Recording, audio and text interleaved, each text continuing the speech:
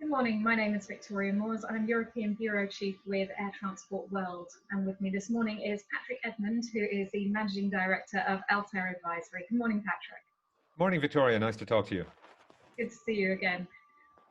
Patrick, obviously the topic of the moment is COVID. We've heard a lot of commentators talking about the situation, what's going on in the industry. I was wondering whether or not you have a feel for whether we've seen the worst of it yet, or whether things could get worse still. That's a cheery question to start with, isn't it? I think we've seen the worst in the sense that the downturn, the shutdown in capacity has happened, and that's not going to get an awful lot worse. But there comes a point where you're banging your head repeatedly off a wall, and you can ask the question, okay, is it any better? Have we seen the worst yet? The difficulty is the longer this goes on, the harder it is to recover from. So it's like somebody who's swimming underwater and they expect to have to hold their breath for 30 seconds. And let's apply that to the current situation. The airlines were swimming underwater expecting to have to hold their breath. Maybe if you'd asked them at the beginning of the summer, they would have said until the end of the summer, until the start of the winter schedules, things should be getting better. But all of a sudden, you get a memo while swimming underwater, if you can imagine that, and it says, no, sorry, you've got to hold your breath for twice as long. And I think that's the difficulty now, that we see airlines going into the northern winter season. Normally they would have, a little bit like bears eating salmon and preparing for hibernation, they would have banked their profits and their cash from the summer season to get them through the lean winter. Now they're heading into that lean winter, and it's a very, very lean winter, without any of these reserves. So I think we're going to see things getting progressively grimmer in terms of airline failures and airline crises over the coming months, even if the worst of the high profile lockdowns and health crises are perhaps behind us. As we see, COVID is continuing along, and until such time as there's a vaccine, and a widespread vaccine, we won't see anything like a normal resumption or a halfway normal resumption of air traffic. Mm-hmm. You mentioned there about the prospect of further failures within the industry. Are there any airlines that you would sort of pick out as being ones to watch specifically at the moment? I don't really like, casting aspersions on anybody at the moment. But I think the dominant factor that's going to determine an airline's ability to get through at the moment is simply its cash reserves, almost more so than its business model or anything else, because traffic and revenue is so incredibly low. It's just about how much do you have in the piggy bank that will allow you to get through. And you have to also hope that your market will still be there when people are flying again. So, in that context, when I see announcements like Wizz Air opening a Norwegian domestic network, I think if I were an existing Norwegian incumbent, I'd be feeling a bit insecure about that, as one example. And you're talking about liquidity there, and obviously Wizz Air has gone very public with the strength of its liquidity. Are there any other airlines that you see out there that do have that rare commodity of strong liquidity at the moment? Any others beyond this? Well, I suppose, they used to say, in terms of people going to job interviews, that the secret of success was sincerity, and if you could fake that, then you'd have it made. So, it's a bit like that with liquidity. If you can fake the liquidity, and what I mean by that is, either you're a private sector airline with very strong liquidity, or you are a too big to fail flag carrier whose national government is prepared to bail you out for national prestige reasons. So either you have that internal liquidity or you have friends in powerful places. And I think those are the airlines that we'll see getting through this the best. And unfortunately, that means that the weaker carriers in many cases are those who may fulfill a very important social role or economic role. For example, regional airlines connecting remote regions, but who are not too big to fail and who are perhaps not state-owned. So I think there's a risk of social and economic fallout from airline failures in that respect. Mm-hmm. So in terms of the action that we're seeing, it's going to be the airlines that have the strongest liquidity or are too big to fail typically that we're going to see continuing, but a real battle for those independents that might not have that same size and scale and credit line? Yes, I think so. And you know, in that context, I see some of the carriers that are, for example, are state backed, and I'm thinking about some of those outside Europe, are using the opportunity to keep operating and keep their networks going to a greater extent than perhaps the underlying traffic would justify, because they see this as a way of staking out territory, staking out market for a subsequent recovery.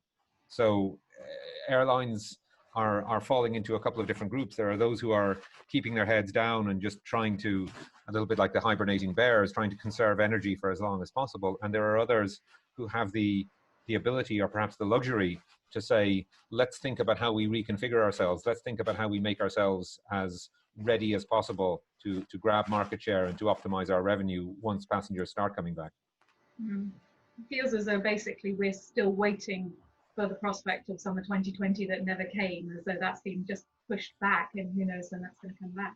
That's right. So this is, it's a little bit like, you know, all these major sporting events that have been put off. You know, it may be that IATA manages to reschedule summer 2020 for, you know, for end of March 2024 instead, because there's nothing else in the calendar for them.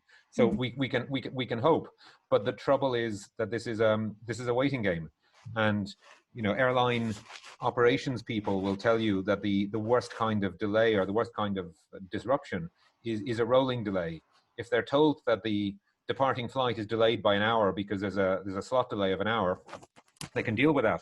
If they're told that it's delayed probably by an hour, but after 45 minutes it turns out it's delayed by another hour, and then by another hour, you run into all kinds of problems with passengers missing connections, crew going out of hours, and so on. And this is effectively a calendar scale rolling delay. Nobody knows when it's going to be possible to get going again. And this is the toughest kind of situation to prepare for. Yeah, and absolutely in that rolling delay situation, the problem is just that total absence of certainty. And that's what we've got, not on a flight scale, but on a worldwide scale for aviation and for all industries right now.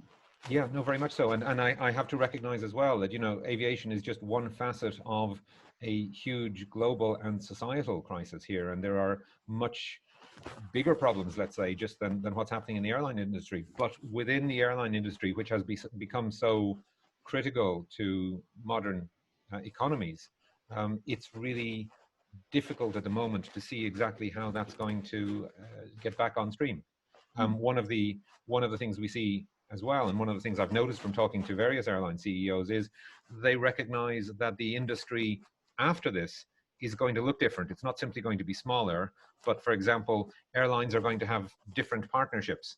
So alliances may not have the same level of power that they did, because those mid-sized carriers will have retrenched quite a bit. So we'll see more partnerships between network carriers and low-cost carriers, for example. So I think we'll see really a shake-up in the structure of the industry as well. Mm-hmm. Also, I mean, we've focused conversation so far largely onto the airline side of things, which is obviously a strong focus for the industry because it's the powerhouse that creates a production to keep it going.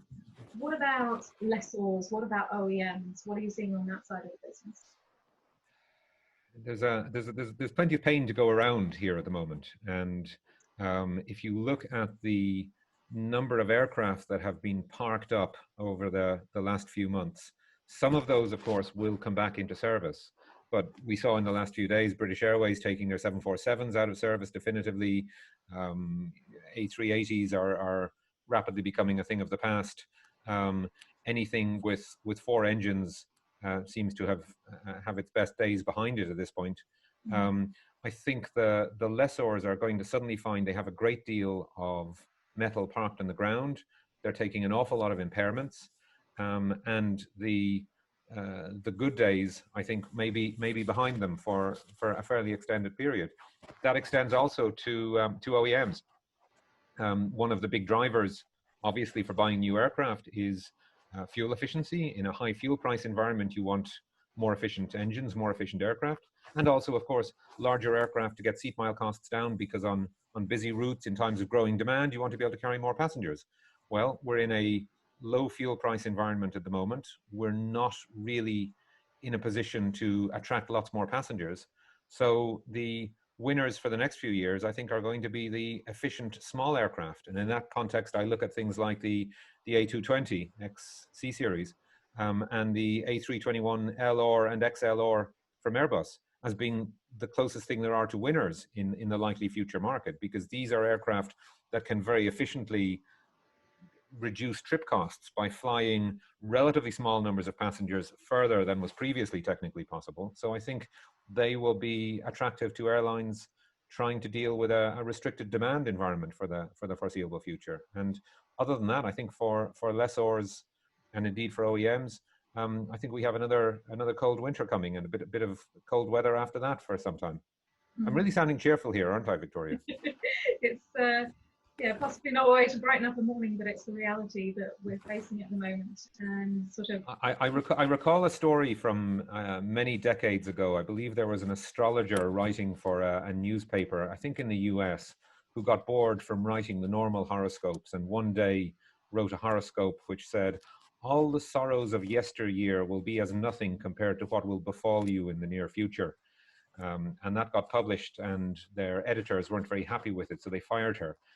So in that way, I think it was an accurate prediction. So I don't like to sit here and say all the sorrows of yesteryear are as nothing compared to what will befall the industry. But I think at the same time, we have to recognize it's going to be a very different industry going into the future. And we don't even have the clarity to see when that future is going to start just yet. And we've spoken about COVID, obviously, but if we cast our mind back to those happy days pre-COVID, it wasn't that the industry was devoid of challenges. One of the big challenges coming down the tracks was global warming and the effect of aviation-related emissions, and that hasn't gone away. For example, in a European context, in an EU context, a lot of policy work is going into decarbonizing the economy, and airlines are going to find themselves facing into that new normal as well once they come out of their COVID-related crisis. mm-hmm. So airlines have been holding their breath to try and get through that unfortunate horoscope prediction that came true in March, and they're going to come up for air, and then the next thing that's going to be pushing them under is this bid, the environmental pressure to really decarbonize the industry. Yes, that's right. So I think we're just facing into a tough time on multiple fronts. Now, this is a hugely resilient industry. It isn't going to go away, but it is let's call it a 1-2 punch, if you like, between COVID and environmental pressures, the likes of which I think the industry has never seen before. Mm-hmm. Final question, Patrick. There's a lot of talk of building back better. Do you think that that's possible to build back better and to create a stronger industry coming out of this? And I'm not trying to avoid the question, but it really depends what you mean by better. I think the new industry will be more suited for the new world, but it isn't going to look that much, in many ways, like the old industry.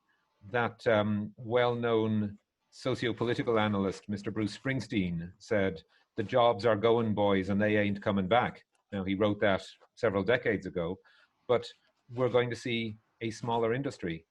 We're probably, back to what I said about environmental issues, within a few years, the idea of flying away halfway across a continent for a weekend break and doing that as a routine thing is probably going to be a charming memory of the past.